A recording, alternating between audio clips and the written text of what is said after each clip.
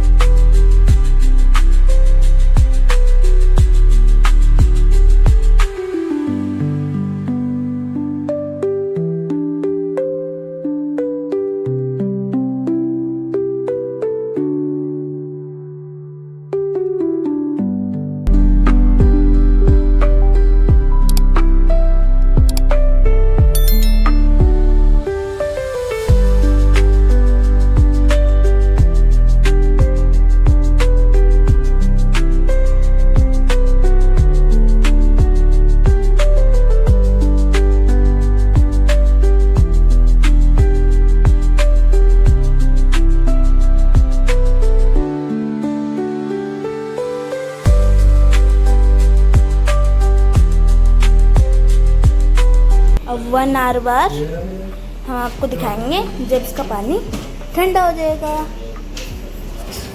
चलो guys, 1 our हो चुके हैं। चलो अब हम इसका पानी टेस्ट करते हैं।